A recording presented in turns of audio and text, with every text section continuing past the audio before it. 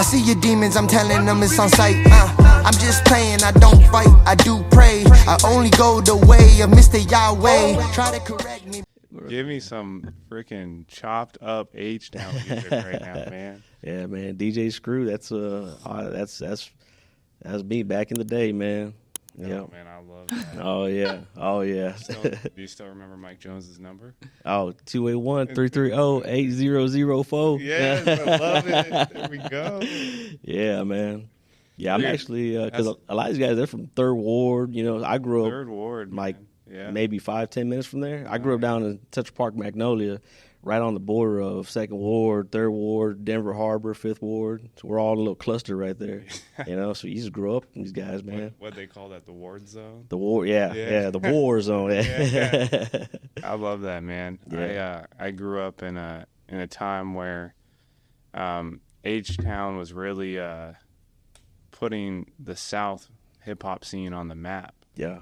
And you had never heard anything like Mike Jones come out, and then Lil Flip had his own style, and then you even had like Paul Wall. Yeah, Paul Wall there. And man, as I'm from Denver, and there was no hip hop scene in Denver, and it was like East and West Coast, and then all of a sudden H-Town comes out and then puts them on the map, and that's kind of what Denver connected to. Yeah, okay. Because we were the closest to, like, you either connected with the West Coast or it was Texas. Yeah. And I got a lot of Texas roots. And I remember hearing Mike Jones' first album and whipping on wood grain. And I was just like, dude, it changed my life. Yeah. I was like, give me a blunt. All joking aside, though, man, no, He's like no blunt anymore. No blunt anymore. But man, 15-year-old James was he just woke up a different side of you right now. Man. I'm gonna go listen to some DJ Screw after this. Man. I will say though, I think sometimes we forget how to have conversations outside of business. Yeah. Like a lot of us, like last night we went to dinner and it was cool because we did get to have conversations a little bit outside of business, but a lot of people almost like forget how to talk, so they're just like, oh, what do you do? What do you do? It's a business. And you guys just said something about I don't know anything about rap, just to be very clear, but I got very excited. Like, now I want to listen to rap. Yeah. How much would I get into it? I don't know. But the fact that y'all, like, just almost, like, went back in time, came back, and now you guys are probably going to be best friends after this. You guys just... We're just going to be sending them, like, old school down south chopped and screwed music videos. Yeah, I got Camille there playing in my head right now. Man, I forgot about Camille. Yeah, man. Yo, he was underrated good. He was. He was underrated. He was a good lyricist. He was a good lyricist. Yes, he was, man. One of the best, man. Damn, dude. Now that we're talking about this, I didn't realize how much music Houston produced in such a short, like that 8-year span was insane. Yeah, it really was, man. You know, with DJ Screw, he kicked it off a lot with this, I remember on Sunday nights, they used to have, on 97.9 The Box, they used to have dedicated segments just for Screwed and Chopped music. You know, I used to go to sleep to that. Really? Yeah, I used to go to sleep to that music, man. Yeah. I think some of that's still probably in my accent. I try to get rid of it sometimes, but it's just... It's hard, man. It's hard. It's just, that's still my weak spot. Just that downside, that screwed chop music. And, oh man, I love it, but I love it. That party. It's kind of funny, man. And we're gonna get in the podcast here, but when you grow, what do you mean we're getting? Yeah, I know. We are. Podcast we are. Yeah, no, this has to be in there, bro. This is beautiful. But when you grow up and something's like part of your DNA, right? Your upbringing DNA to remember what that was like 15, 18 years ago. And then, because there's good and bad with that. Yeah. And yeah, that's true. It makes you who you are. Because, like, here I am talking about Mike Jones, and I'm like, oh, I remember letting me roll a blunt, right? Yeah. And I haven't smoked in 17 years or whatever, right? Yeah. So that'd be like kind of the negative influence, but then the positive, and way more the positive, it's like we can connect on something. Yeah. And music's the deeper common, too. Deeper. Music's the universal language of the world. And it's like I met you last night, and I knew we had a commonality with business and you being here, but now it's like, damn, dude, we have a deeper commonality, and now I got a connection with you. Exactly, man. Yeah, man. I think there's beauty to it. I will say rappers, their lyrics and the way they speak comes from a lot of wisdom. Whether you take a good action while you listen to it, like roll a blunt, like you said, or it's literally just listen to it. The way they can rap is very impressive, and then it can speak to people's hearts, which trips me out as well. Because some people see it as party, but the ones that grow up with it is like they're speaking about my life. I'm related here, and Exactly.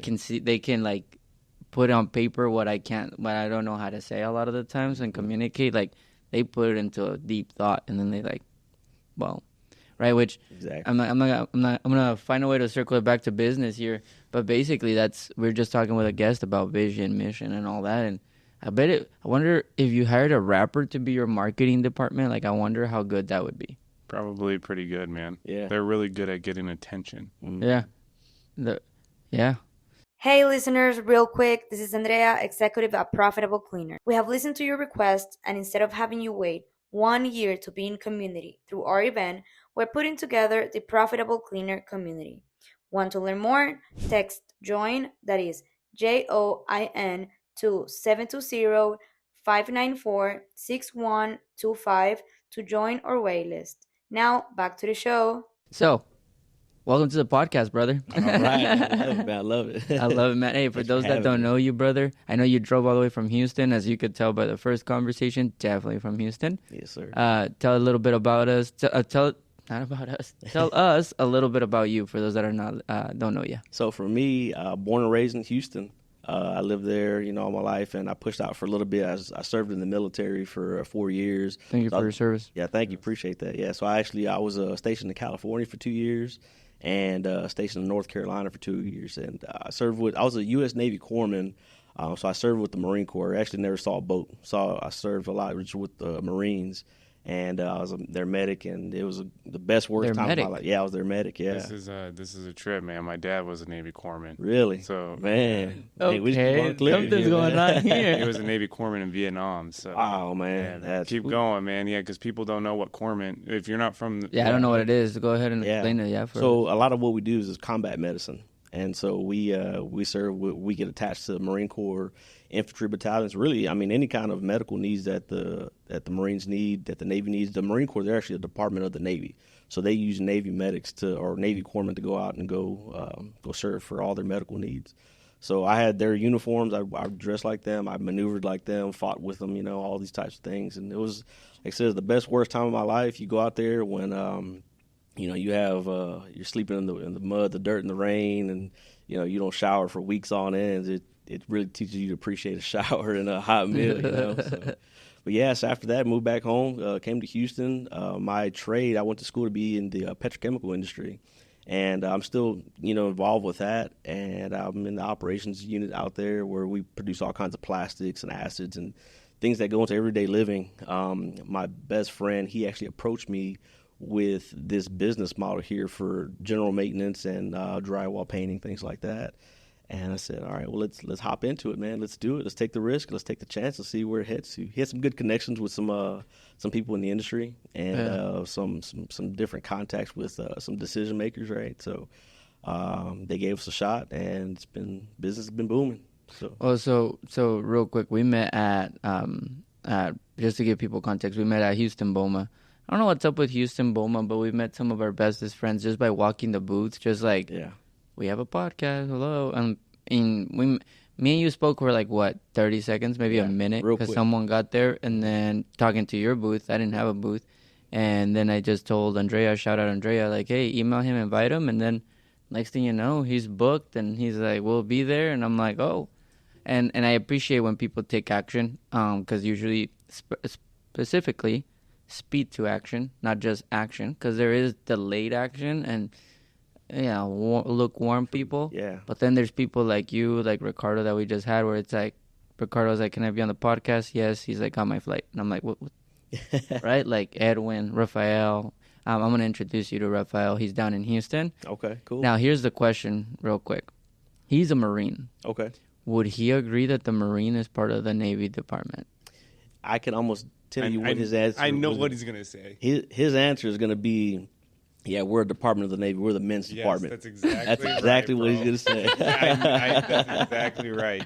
Yeah, my dad used to say that all the time. Yeah. And he's like, hey, in many ways, I felt like I was a member of the Marines because I was in battle with them and I cared for them, right? But, man, they're egotistical as hell. Oh, yeah. You know? Oh, yeah. Yes, they are. Yeah. And he used to tell me the same thing. He'd be like, they're a department of us. But then they'd always say, yeah, but we're in the men's department. Yeah. Yeah. It's so funny, man. Well, listen, I just wanted to honor you for coming out here, man, because, again, you did it on a whim. You didn't even know us. So I do have to ask you a question. What made you want to come out after the invite? Well, so I saw the invite. I looked at it, and I was like, oh, this is interesting, right? This is a quick action from BOMA. And I pulled you guys up online. I pulled up your podcast. I actually listened to some of your episodes. And I was like, man, this is legit. This is awesome. This is a great way. These are great guys, great content. And I just, it's something new, something exciting, something I've never done before. And I love new experiences. I love meeting new people. People is the basis of everything that I do. And not just business, but just relationship building I love just connecting with people. I mean, that's how we just connected here right now. It's been great, So I said, I talked to my wife about it, and I said, hey, I want to go do this, and just what are your thoughts on it? And I counseled with her for everything, right? And she's like, man, why not? Why not? Exactly. That's the best question. Yeah. Why not? I always say that every time I say why. I'm like, why not? And then they're like, good point. It's never an actual point, but he's like, well, why not? Oh, okay. You just said something interesting there, man. And I want the listeners to pick up on this. So a lot of people that listen to us are in a relationship, married, maybe even do business as a couple. And you said, hey, before doing this, I asked my wife because I counsel with her on That's everything. A good point right there. A lot of people wouldn't phrase it with counsel. That sounds a little bit more specific, and I like that, man. Can you kind of break that down for us a little bit more? Absolutely. So my wife, we've been married for 17 years. And when we discuss things, it's I need her input. Whenever she has questions, she has questions that she looks for my input as well. And we just go back and forth, and there's a layer of respect there that we both understand that if I have something on the table that I want to address, I'll look to her, and knowing full well she may not agree with what I'm thinking, what I'm saying, or she may have other thoughts. And for me, it's I go in prepared to be open-minded to listen, actively listen to what she has to say, and vice versa. Whenever she has, the roles are flipped, she listens to what I have to say. And sometimes when people do business together as a couple, it can lead to arguments, fight, right? People's pride, they have egos and things like that. Strip yourself of that pride, be open-minded, forget yourself, because at the end of the day, we're all still just a little bitty. We're nothing. We're insignificant. We think we're something, but we're really not. But those types of discussions, if you're open and you're honest and you forget yourself and you're willing to listen, magic can happen. Magic can happen, but you got to be willing to listen, though. And I love you ended up bringing your family over with you to the podcast, so they got a trip out of it too. So yeah, they did. Yeah. Everybody wins, Everybody wins. Yeah, they're down at the water park right now, having a good time. How many kids do you have? 3 kids. 3 kids, man. Yeah. How old? My oldest daughter, she's 13. My son, he's 11, and my youngest daughter, she's about to be 3. Nice, man. Nice gap right there at the end, huh? Oh yeah. That's it. I love it. For never being on a podcast, you're very impressive, man. There's a lot of knowledge. Thanks, there's a lot of wisdom that I know we're going to be able to pull out of there. So tell people a little bit about what you do, because they might not know, the name of your company. Give us some insight into that real quick, and then I have a few questions on business, and then we'll bring it back to personal. Cool. Yeah, so the name of our business is American Drywall Solutions, and we do a lot of drywall painting, general repairs. We do landscaping, metal framing. You name it, we do it. A lot of things that our clients come that they have needs for, and so that's the basis of what we do. And we've been in business for just over 2 years now. And like I said, just a little while ago, my best friend, he's the one who approached me with this idea, and when we've been running with it. Our biggest client that we have is Circle K, the gas stations, and we do tons of work for those guys. Exterior painting, interior, anything they need, we we show up and we get it done. And you serve what areas? Do you just serve Houston right now, or is it a little bit of a... So we're in Houston primarily. We just expanded out to San Antonio, and we're also looking to expand out to Dallas and Austin as well. Cool. So if you're in Austin, if you're in Dallas, if you got need some handyman work, some drywall work, everything, just reach out to our boy right here. Yes, sir. So I find it interesting that you just took a leap of faith there with your best friend. I don't think a lot of people would be doing that, because your best friend's still working, right? Yes, he is. Yeah. Okay, so you guys took a leap of faith and just went for it. How did you discern that leap of faith? Because it was 2 years ago, so we're not talking like young, no responsibilities. Let me just go for it. No, exactly. It's like, Well, I just had a baby. Like, your baby was 1 or about to turn 1. You know, you got an 11-year-old, a 7-year-old, a wife you've been married 15 years, a good paying job probably. Like, why'd you take the risk? Well, so it's funny you asked that, and I love how you said it was with faith, because my friend, he had actually approached me prior for other business ventures, and he's like a brother to me. And I just said, I'm good with where I'm at with my job. I'm secure. We're good. Well, here's how it all came about. What made me say yes is we used to homeschool our kids, and there was always a segment of our homeschool where we did spiritual based. We had a gospel study. Nice. And so we wrapped that up one day, and when we were done with it, I remember kind of cleaning up the materials, and I just had this clear thought, this impression come to me. It's like, it's time to do business with Junior. And excuse me, I get a little choked up with this here, man. When I talk about my family and my faith, it hits you to your core, And so I thought that impression was just, wow, that was very, very discernible. It was very distinct, very clear.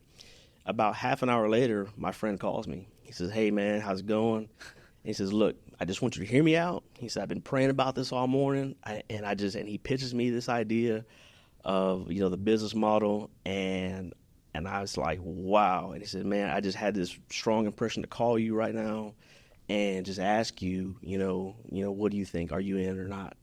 And I told him what I had just experienced, and he was like, wow. I said, so yes, I'm on board. So I feel, it was inspired. It was a divine intervention. I don't think things are coincidental. This interaction here, I don't even think it's coincidental. I definitely think things are inspired by the Lord, man. I'm very deep in what I believe, right? And it's that's what led me to it. That's really ultimately, if I'm 100% certain, had I not had that spiritual impression, I would have kept on just, I said no. Leading my life, just comfortable with my job. It's a great job, great company to work for. But sometimes it's, when the Lord has another path for you, he says, hey, it's time. And it's up to you whether or not you're going to listen, There's a lot of moments. I'm not going to say it's easy to discern God's voice, because that's not true, but it's simple. One of my spiritual leaders told me Jesus is simple. So when he speaks, it will be very clear. Yeah. Now it's up to you to take the next step, because you could have easily said, sure, man, but why don't you present a business plan? Sure, man, why don't we talk about it? Yeah. But no, you were like, yes, clear right now. Probably not clear 6 months later when you guys are trying to land your first client, no clue what you're doing. You're like, oh, shoot, I don't think this is what he meant. You start questioning everything that he did, but then it's like, no, this is very clear. Now it's up to you to hold on to that. So let me ask you a quick question. Yes, sir. Throughout, it's been 2 years now, ups, downs, especially landing a Circle K, probably like it goes from like, I have some work to getting called in all in everywhere, right? Getting called out everywhere. How do you stay true to that one message that he gave you? For me, it's easy, man. It's just, this is what he wants, so this is what I'm going to do. I think there comes a moment in time where you find out, this is the phrase I like to use, is you is or is you ain't. Is you is or is you ain't. That's so Texan. Yeah, What's up, Profitable Cleaner listeners? Quick question for you. Are you using 5 to 7 different platforms just to manage the everyday operations of your commercial cleaning company?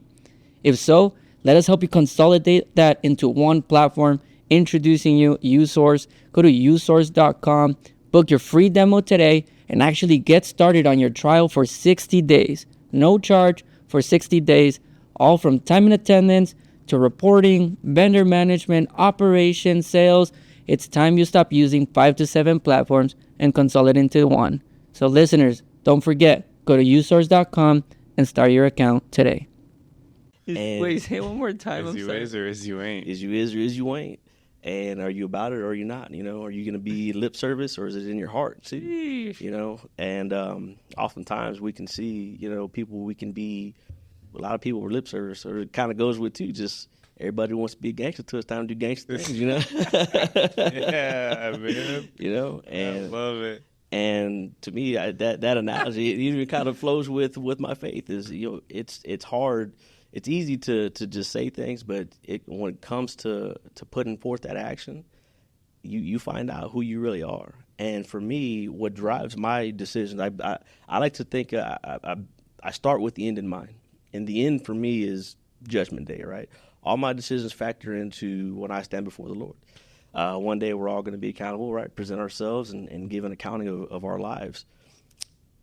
When I stand before Him, am I going to be ready and willing to present my life, right? Did I do the best that I could to follow Him and love Him and His children, all my brothers and sisters, whoever I met, regardless of what they believed or didn't believe, right? Did I love Him and did I love them?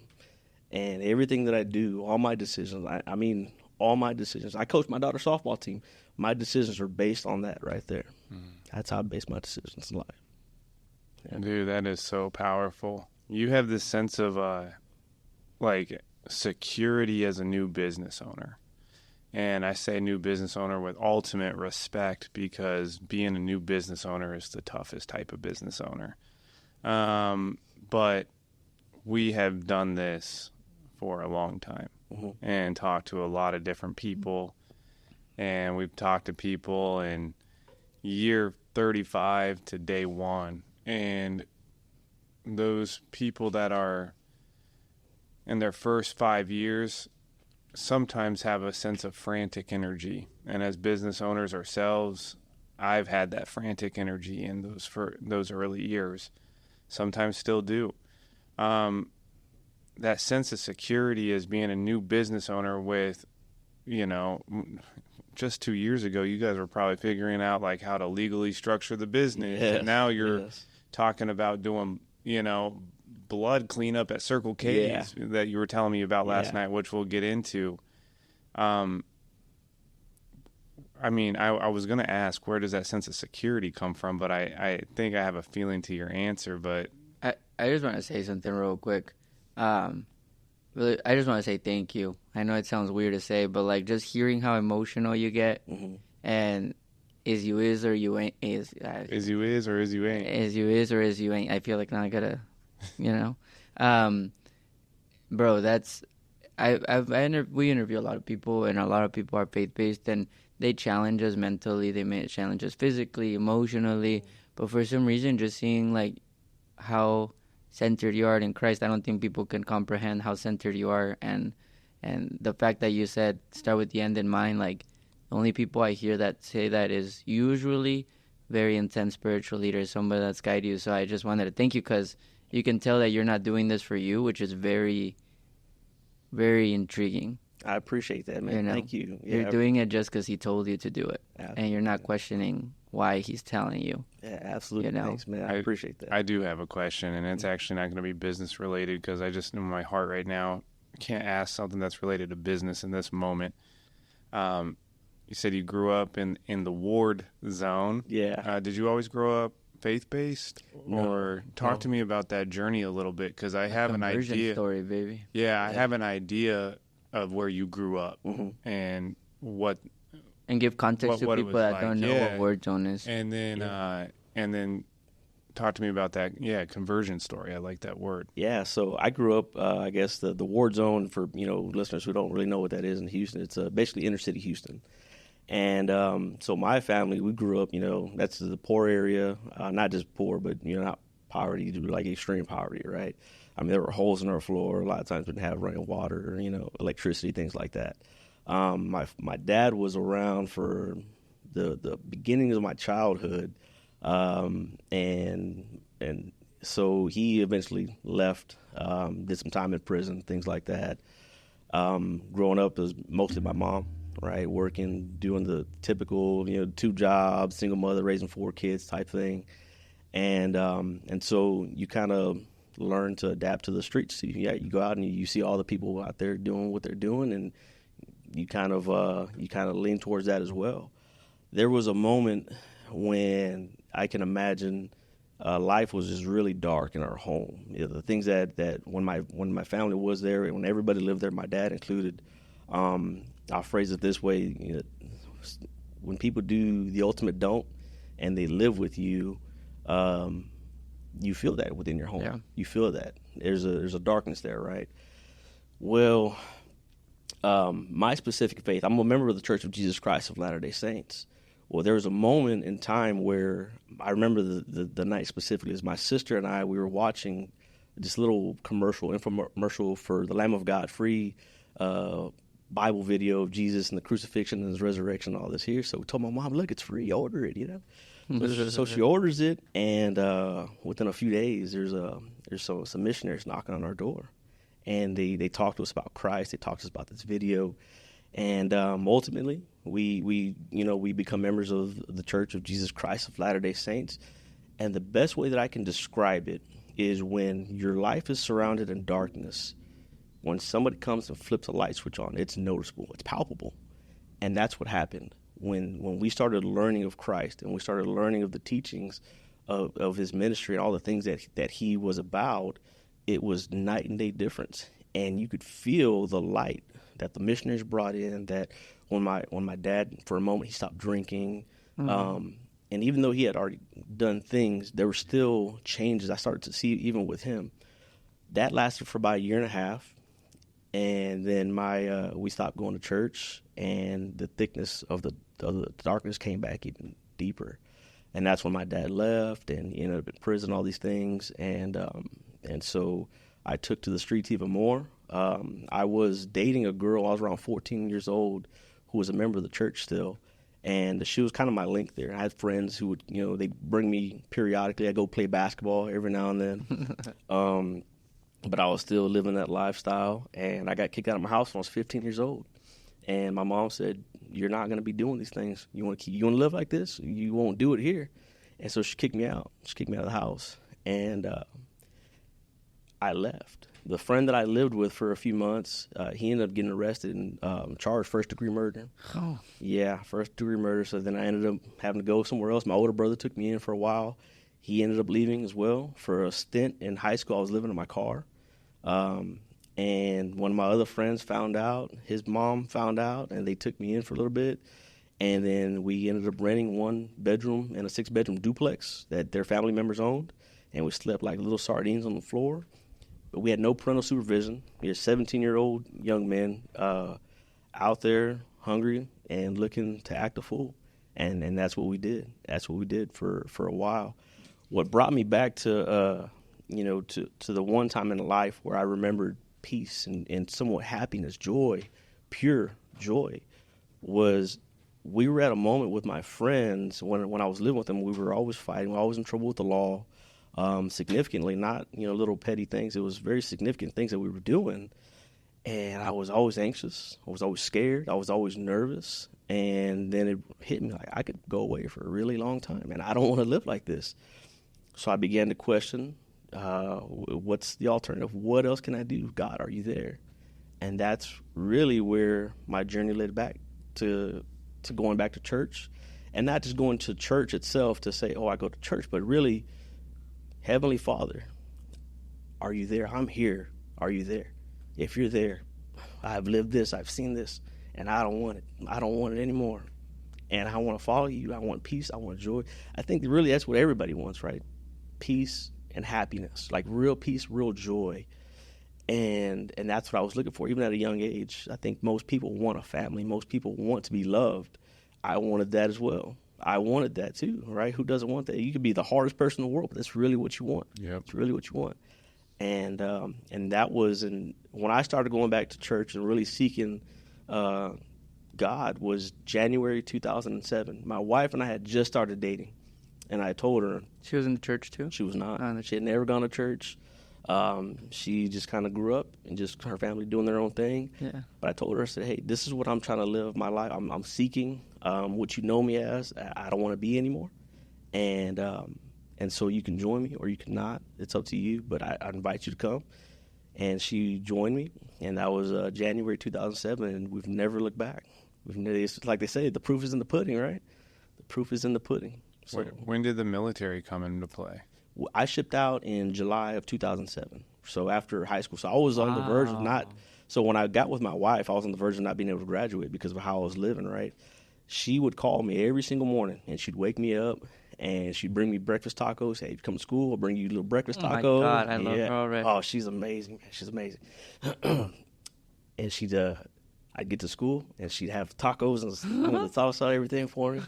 Don't forget the salsa. Oh yeah, senior skip day. She told me you're not skipping senior skip day. You're gonna be at school. She told me. So I don't know how to tell you this, brother, but you're going. Yeah. So I shipped out July 2007, and before I actually shipped out, Iraq was the big war at the time, and I was like, hey, I want to go fight, in Iraq, and so I'm going to go ahead and break up with you. And she said, you're not breaking up with me. She's like, I told her, I don't want to get a Dear John letter, say, you're cheating on me, whatever. She said, well, I'm going to wait for you regardless. I said, okay, well, whatever then. So she's like, we're not breaking up. Yeah, I said, okay. So I get to boot camp, and boot camp is miserable. Especially 3 weeks, first 3 weeks, you're miserable. You question every life decision that led you there. You're like, why did I do this? And I get there, and I'm miserable, and then the letters start coming in. The mail starts coming in. And she'd send me like 4 letters, just at a time, and she, spraying with perfume and all kinds of stuff. And I'd look at guys who, they wouldn't get any letters at all, and just the somberness on their faces. Someone would cry to get back in their beds or whatever. And here I am just, giddy with my letters, And she flew out to Chicago for my boot camp graduation. And then the next month was my birthday. And then she flew out for my birthday again. I said, okay, she's the one. She's definitely the one, and she's showing me she's ride or die, right? So I was like, all right, I'm all in. Let's do it. Let's keep it. How did you end up becoming a corpsman? Because I know that's a certain process. Yeah, so whenever I went to go take my ASVAB test, they kind of laid out the different jobs for me, and they lied to me. Honestly, they said, yeah, after you get out, you do this here with this medical training, you'll be able to get a job. And in Texas, they love veterans, and you'll be able to get, maybe a nursing job, and everything will translate over, all your credits and whatnot. And I was like, oh, okay, cool, job security after I get out of the military, sweet. I thought, okay, medic, that's pretty cool, just you get to be with Marines. You get to kind of embrace those guys too, because, I had some buddies who were Marines are going into that as well. The recruiters are right next to each other too. So we talked to those guys, but I was like, yeah, that seems like to be the most interesting thing, Honestly, I wasn't even really a fan of taking a boat job, going out, being in the middle of nowhere in the sea. That didn't really appeal to me. So, but corpsman, that really did. And did you end up going to Iraq? No, I didn't. I did not. I stayed stateside the 4 years. The 4 years that I was in. Yeah. And that's a whole nother long story too. But it was again, being with those Marines though. What I found, because I was attached to an infantry battalion for a while, and those guys are the way I describe them to everyone, infantry Marines specifically, because they're different from just other Marines. Yes. Hey, what's up, guys? Today's episode is brought to you by Cinch. If you're ready to take your commercial cleaning business to the next level, we have you covered. Maybe you're struggling with how to bid, how to create professional-looking proposals, or just how to ensure your customers' accounts are actually being cleaned at night. Introducing Cinch Janitorial Software. Cinch is a simple, user-friendly software that eliminates these types of struggles that you probably know all too well. Cinch simplifies your entire process and will supercharge your success because they remove paperwork headaches while creating a scalable, efficient, and profitable cleaning business. Get your free demo of Cinch at cleancinch.com. They're here to turn your business into a success story. That's cleancinch, CINCH.com. It's simple, it's Cinch. Infantry Marines are the most loud, foul-mouthed, craziest, wildest, most loyal human beings I've ever met. And I love those guys. I absolutely love those guys. They're incredible. Yeah. Yeah. We had a Marine on the podcast yesterday, and I don't know, probably mid-40s now, and he was talking about their core values, and you could just see how it's changed his life today. And starting in infantry, ended up, in leadership positions, and Staff sergeant. Yeah, staff sergeant. Thank you. And he's like, yeah, man, those core values today still changed my life. I have it tattooed on my body. Yeah. and it's with everything I do, and it's just like, Yeah. Yeah, he's like protect them. Yeah. He's like protect he would protect the new ones too. He talked about that. He's like, you gotta protect the young, the ones that come through. You gotta teach them.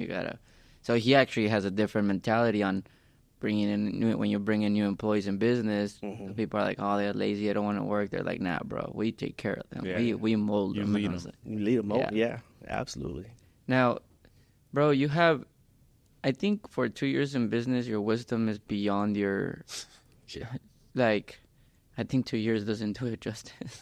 Oh, You know what I'm thanks, saying? man. But like, I think but again, I think, like, dude, you just challenged the hell out of me. And you don't even know what I'm going through or what I'm doing. But just hearing you talk, I was just like, whoa. like the conversation him and I just had in the restroom before this podcast to hear this message. Outside the restroom. Man. Yeah, outside. I Hey, mean, we're like, you guys go for the podcast together? I mean, sometimes. Yeah, we're But, basically programmed to go to the restroom together at this point, bro, in between podcasts. But no, man, like, you challenged me a lot. And I can't say that about most people. I don't get challenged by most because I'm already very intense. I'm very disciplined. I'm very structured. So when someone challenges me spiritually, that's where I'm like, whoa, like, I could totally cut this podcast off right now and just, but, and then just hug you. One, I want to meet your wife. That's someone I would love to meet. So we're going to see if we can go to dinner or something, or lunch at least. Let me ask you a question though, bro. Let's jump a little bit into the business side if it's okay with you, because Yeah, then most definitely. I'll get too emotional out here. Most definitely. And I don't think I've ever cried on a podcast, so I'm gonna go into the business part. So so from business, you landed Circle K, right? Which came from strategic partnership, right? It didn't come from like you knocking doors and doing anything. That's correct. Now you went to Houston Boma, so now you're getting all these different businesses, right? Since we work with commercial cleaning companies, or at least most people, I think, how can there be strategic partnerships between them and y'all? Because a lot of times they'll try to do it. They'll try to be the ones that are like, or they won't even look at drywall. They won't even look at any of the services you do and be like, or interior paint. yeah, exactly. They're not really trying. But they're the ones cleaning the walls. They see it. But they own the contract already, right? They own the relationship. What's some support that you can give them? Have you ever done collaboration in these last 2 years, or not really? Like, walk us a little through that real quick. Yeah, we haven't done any collaborations. Some of the services that we do for Circle K, for cleaning wise, actually, a lot of times they have the metal frame, the beams that need a bunch of dusting done. Yeah, so, high beam dusting. Yeah, and so our guys, I mean, it's a relatively simple task, and they go out there and they take care of it. A lot of times we need scaffolding for all that, because it's so high up. But things like that, I would even love to see what this industry would have those kind of prices at. What's that market looking like there? And I would love to do some kind of collaboration work, because we even do a lot of pressure washing as well. So that kind of cleaning. We're also always looking for staying competitive. We want to stay as competitive as we can be. So I'd love to post my link. People can reach out to me directly on my cell phone. It's we operate. We try to keep our overhead costs as minimum as we can. We operate based out of our homes. We do have a business mailing address out in Austin, but that's just for more formal paperwork that we need. But everything's home based that we do. Yeah, totally. Yeah, because you guys are on the move a lot of the times too, and it's not like recurrent. Like, it's like one time here, we're going here, we're going there. Yeah. Let me ask you a question. You said we'll put your link. What's your website, real quick, just so that in case they're listening and they're like, I am interested to do some work now. What's the website? American Drywall Solutions, LLC.com. Okay, perfect. And here's something. You said phone number? Yes, sir. Are you open to giving your phone number on the podcast? Absolutely. Hey, if you guys need some support there, I'm telling you, check out the website, and then here we'll let you say your name and your phone number. Yeah, name Israel Nunez, 832-867-5458. Boom. Israel who? He'll get it. Imagine over 300 cleaning executives, all under one roof, ready to connect, collaborate, and build a community. Join your hosts, James Harper and Angel Sandoval, 11 keynote speakers and 8 expert panelists sharing the blueprint to scale your life and business. Head over to event.cleaningprofits.com for all the details. For being listeners, use code CEO30 for a 30% discount. See you there. No, that's awesome, man. Hey, you said something about, so I'm curious about this Circle K setup. 2 years in business, have a national brand under your belt. Yeah. That's like really rare. Number one. Number two, that's awesome. But you said it came from a strategic partnership. Yeah. Maybe talk to us a little bit about that and give the listeners some insight on how that came about. Yeah, sure. So my partner, he already had a connection with the Circle K rep because he does HVAC sales and plumbing sales, things like that. And through that partnership, they would always need drywall work, painting, general repair, and he'd hear this. And that's kind of where he kind of got the idea. It was like, they always have this need. Man, why don't I start my own business and do this? That's where he got the idea from. And so because he had a really good relationship already with Circle K, he reached out to the Circle K rep that he would normally deal with, and then several others in different territorial service areas that they work with. And he would just kind of feel them out. Say, hey, if I did this here, how would you feel about using my business, my own company for this here? Yeah, sure, we'll give you a shot. Get the insurance, make sure you meet all the requirements, of course, and then we'll give you guys a shot. So the first job that we did with Circle K, once they kind of opened that door for us, was last May. And it was for a canopy painting thing. The canopies over the gas stations. They needed it pressure washed and painted. And we knew roughly already kind of the market, the pricing. So we submitted our quote, we submitted our bid, and they accepted it. And they were like, all right, go ahead, let's see what Knock you got. yourself out, yeah. And they were impressed with the work. Prior to that, we had vetted some workers. We want to make sure these guys were reliable. All the things that you need in good quality workers, right? So we've been using the same crew for this whole time here. It's been great. But yeah, that's kind of how that started with Circle K. Since then, like about on average, how many jobs have you done with them? With Circle K, I want to say about 160. Roughly. Yeah, That's what a strategic partnership will do. Yeah, no, right that there. I mean, you start with one job, right? That's 160 Just to in a paint, year. and then boom. yeah. Let me ask you a question. How do you now leverage that to get new business? So that was actually a key point at BOMA, because there were other companies that we work with as well, other clients that we have. So we just list here are our previous clients. Whenever we talk to a lot of high-rise building real estate property managers, we let them know, hey, here's what we have, here's who we worked with, and the territorial service manager that we use or that we connect with in Circle K, he's willing to be a business reference for us. He's willing to talk to our clients with us as well to get more work. And because this man awesome. here, he's great. He's not it's not just a business partnership.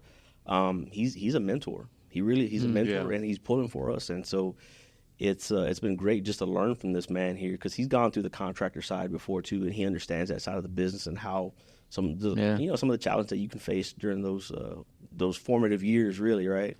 And so he's giving us some insight, some tips, and some guidance that again, you got to be willing to listen, right? So you just made a really interesting point, and I don't even know if you know that you made it. That your clients became a mentor, right? And I think that's what's so amazing about business. It can hit in literally every facet of your life. Yeah. Because of business, we're here talking about God. Mm-hmm. Because of business, we can make money. Mm-hmm. Because of business, I can get a client that becomes a friend, that becomes a mentor. Yes. Right? And really diving deep on those relationships. And I think sometimes in business, especially early on, or if you get bored with your business, you can view it as transactional. Yeah. When I believe we need to view business almost always, and I'm speaking out loud, as relational and really hard to do when you get bored or when you don't know. Question for you, man.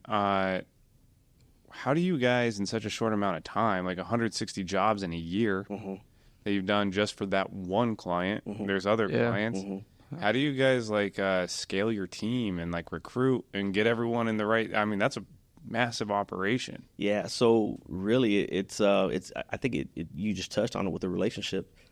That's also, we filter that with our workers as well.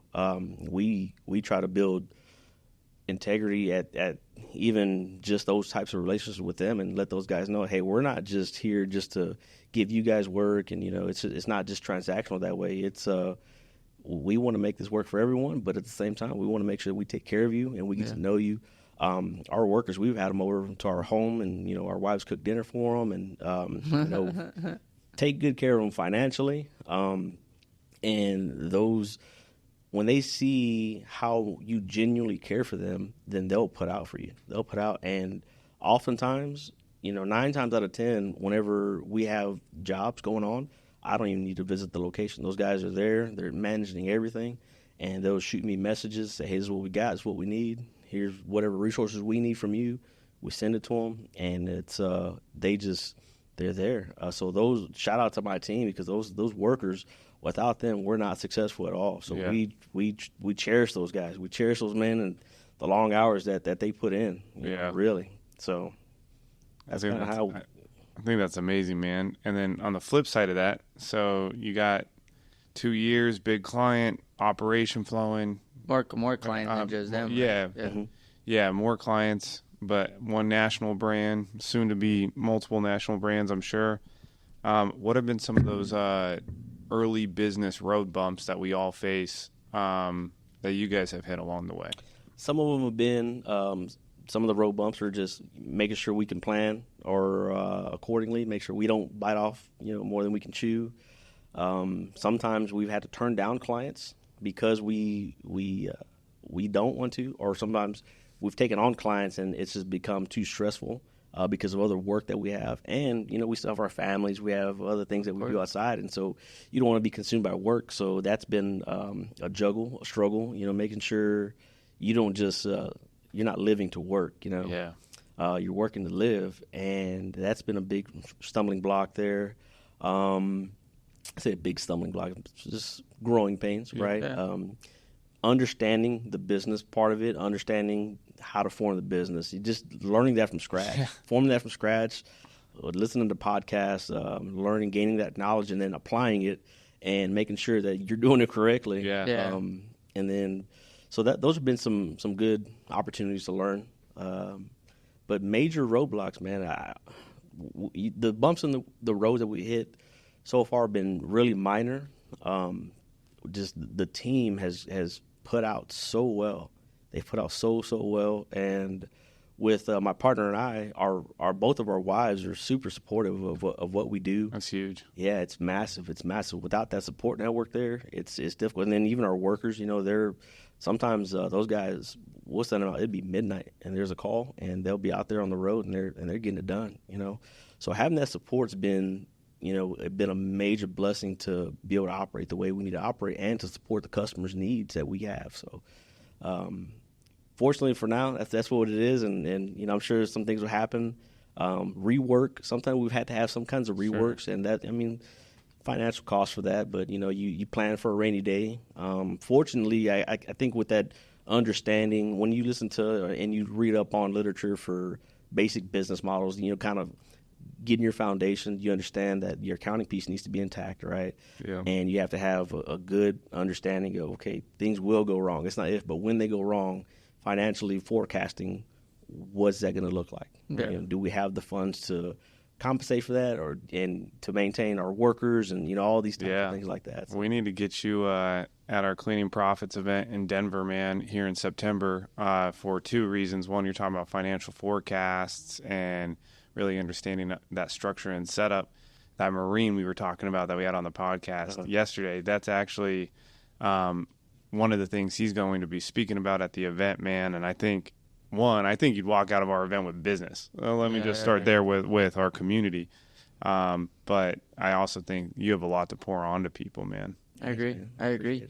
Man, let me ask you, so I know we're coming up to the time here, so any messages that you want to give the world, anything you want to share with our listeners? We'll make sure we put your website, we put your number. You literally said it out loud. So any messages you want to?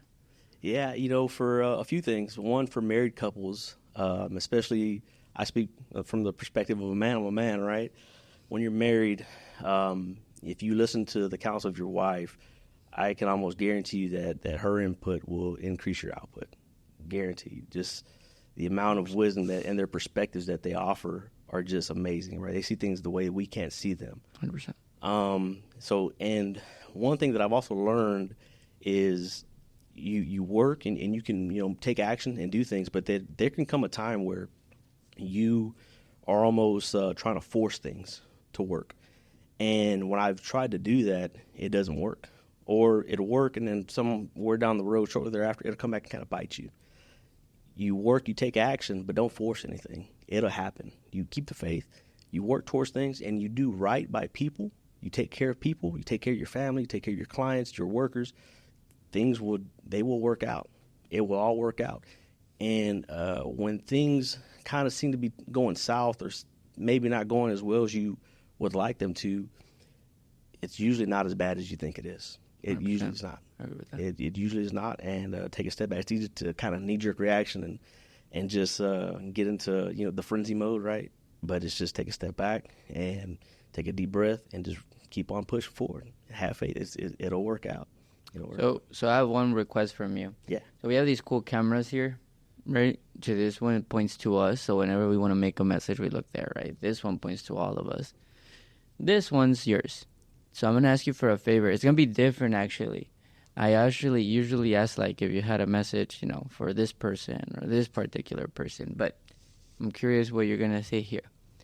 If anybody listening to this is married and they are just going through the ringer, bro. Like, it's just like having conversations like, I don't know if I can keep doing this. I think I need to start thinking of the divorce part, right? Mm-hmm.